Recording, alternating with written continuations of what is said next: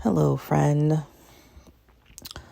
So, this morning, I came to some realizations. Well, last night, and then as I woke up this morning, I realized some challenging feelings I was having over a few relationships in my life. And it's that time of year.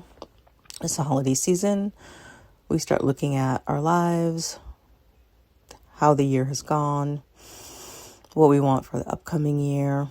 And even though I don't do intentions, I like following the practice that I've learned from other astrologers where you look at the equinoxes and the solstices and you kind of use those as barometers for setting intentions. So looking at what I wanted to create from the fall equinox to the upcoming winter solstice and what I'd like to change. I also like to plan my life loosely around the upcoming eclipse seasons. The next eclipse season will be February 2026, and we're moving into a new eclipse series, meaning new astrological signs. Eclipse series lasts for about every 18 to 24 months.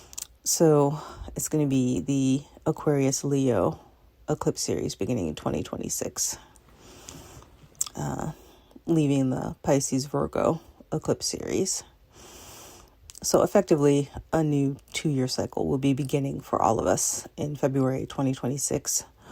So we're in that in-between space. What we're releasing, what we're letting go, but we don't know what is about to be brought in. That unknown, that liminal space, that feeling of I know something is coming and it's going to be major, it's going to be significant, but I don't know what it is. And I used to have a lot of anxiety during these time periods, but now that I know that that's what's happening, I can rest in that unknowing. Because what I've also learned about eclipses in general is that they always put us on our life path. I got that from one of my favorite astrologers, Dabney Lawless. And so whatever significant changes that will be happening for me in February or a few months after February, because sometimes it happens that way with eclipses. It doesn't happen when the actual eclipse happens, but within like 3 to 6 months afterwards.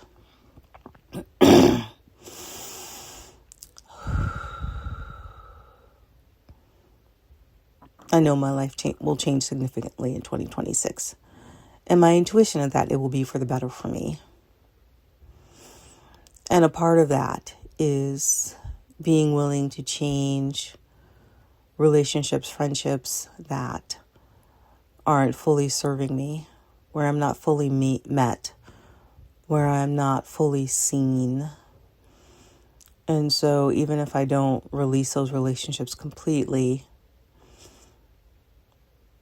I woke up this morning with the realization that I'm willing to do what it takes to change the dynamics, the boundaries, how I show up for myself in those relationships.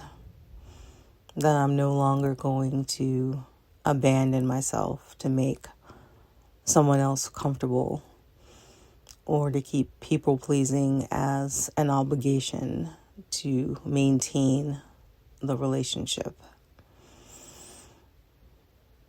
That my only obligation is to myself.